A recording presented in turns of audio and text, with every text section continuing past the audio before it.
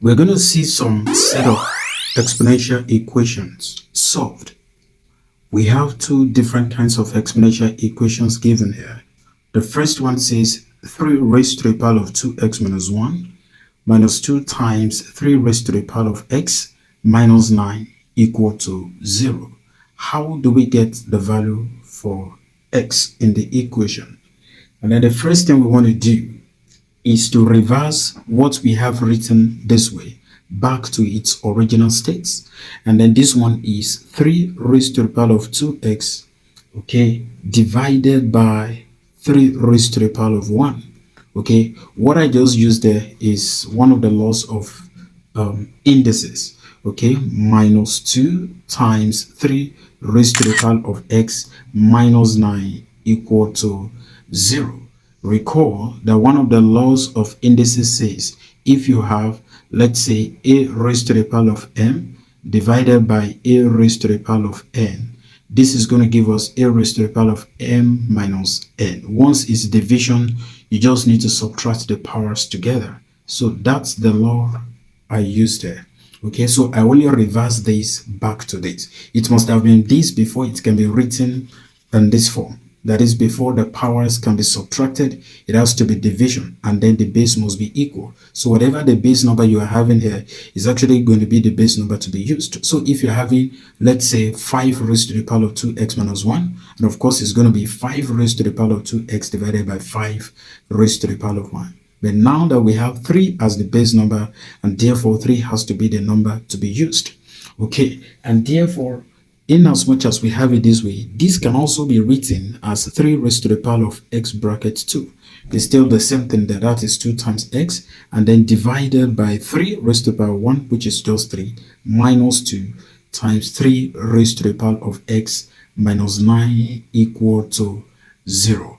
And then we have something significant there, which is 3 raised to the power of x. So we can just say, let's 3 raised to the power of x be a letter. I'm going for letter P. So anywhere we see 3 raised to the power of x, we're going to substitute that for P so that we can comfortably solve for the value of P and then subsequently get the value of x in the exponential equation. And therefore this one can be P squared, because 3 raised to the power x is P, and then we still have 2. So it's going to be P squared here divided by 3.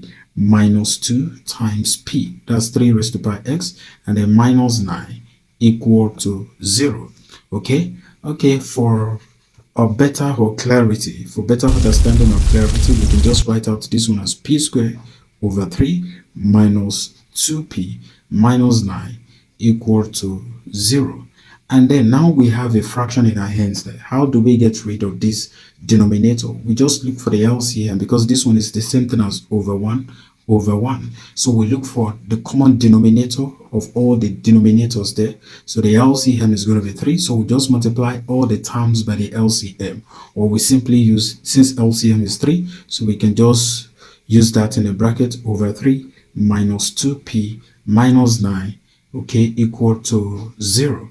And then we use that 3 to multiply all through. 3 times P squared over 3. Of course, this gets rid of this, and that becomes P squared minus 3 times 2. That's going to be 6P. And then minus 3 times 9. That's going to be minus 27 equal to 3 times 0. And that's going to be 0. So now we have a typical quadratic equations to be solved. And then I refer you back to one of my videos I did on quadratic equations if you need some kinds of basic or fundamental understanding on how to use factorization to solve a quadratic equation. But there is no specific method to be used there.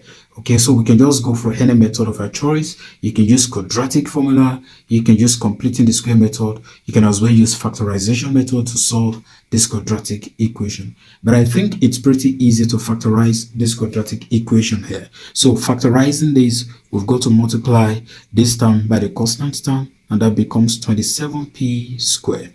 Okay, 2 factors to be multiplied to get minus 27 and to be added to get minus 6P, and that becomes, that's P squared minus 9P plus 3P minus 27 equal to 0. That is minus 9 plus 3, that's going to give us minus 6. The minus 9 times 3, that's going to give us minus 27. So we need to pair up this and this. So a common term between p squared and 9p is p in the bracket p minus 9 here. And then this sign is there. A common term between 3p and minus 27, and that's going to be 3 in the bracket p. Plus times minus, there is minus 27 divided by 3. That's going to be 9 equal to 0. And therefore, we pick one of the terms in the bracket and we compare this, we combine this and this. So that becomes p plus 3 in the bracket p minus 9 equal to 0. So each of the term has to be equal to 0 there, and therefore your p plus 3 equal to 0, or p minus 9 equal to 0. And then your p equal to this one to the other side, that's minus 3, or p this one to the other side, that's positive 9. And therefore your p is going to be minus 3 or 9. But we've not gotten a final answer because the question is with respect to x. Okay, so we need to solve for x, not p. And therefore we need to go further and recall that, when we recall that p is equal to 3 raised to the power of x. So we need to recall that so that we can get the value for our x. So we recall that out. If you recall that out, that is 3 raised to the power of x equal to p.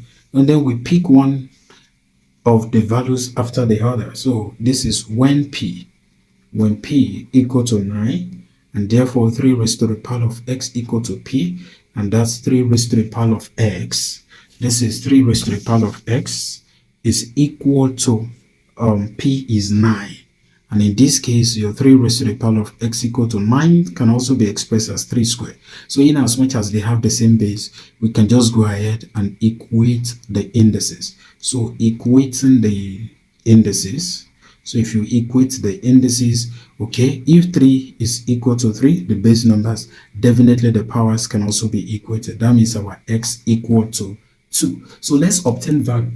Okay, let's obtain value for the other one. That is when p is equal to minus 3. So when p is equal to minus 3, so you discover that okay, let's just write it out this way. 3 raised to the power of x equal to p, and 3 raised to the power of x equal to minus 3. There is nothing to do with the raised to the power of 3 that's going to give us minus 3 here. So the right answer here is no solution. So p equal to minus 3 should be rejected. So there is no solution for that. So obviously, the only single value for our x is 2. So let's take a look at the second question we have there. And then here is the second question we have. If 2 raised to the power of 2x minus 4 in a bracket 2 raised to the power of x minus 32 equal to 0. This is pretty easy in the sense that we can just write this as 2 raised to the power of x multiplied by 2 there, then minus 4 in a bracket 2 raised to the power of x minus 32 equal to 0. And then we can just say let 2 raised to the power of x be p. Okay, I love letter p a lot, and therefore 2 raised to the power of x, if it is p, so this can just be written as p squared. Okay, minus 4p, that's 2 raised to the power of x there, minus 32 equal to 0. So we can just go ahead and factorize this. Okay, this is going to be minus 32p squared, and the two factors that I think are relevant there is minus 8p and then plus 4p minus 32 equal to 0. So we can just pair up this and this, and therefore what is common there is p in the bracket p minus 8 plus what is common there is 4 in the bracket p minus 8. That's 32 divided by 4 equal to 0, and therefore your p plus 4 in the bracket p minus 8 equal to 0. So in this case our p plus 4, our p plus 4, okay, equal to, so let me write that, our p plus 4 equal to 0, or our p minus 8 equal to 0. So when those terms are moved to the other side of equality sign, that become p equal to minus 4, or p equal to what? Equal to 8. Okay, but we've not gotten our final answer, so we need to recall. We need to recall that our p is actually equal to 2 raised to the power x. So we need to do this so that actually we can obtain the value for x. So when p, so we pick the values of p one after the other. When p equal to 8, So that means it's 2 raised to the power x equal to p, and then 2 raised to the power of x equal to 8. 2 raised to the power of x is 2 raised to the power 3. So we can actually equate the indices. So if you equate the indices, since the base numbers are equal, then the powers are also equal.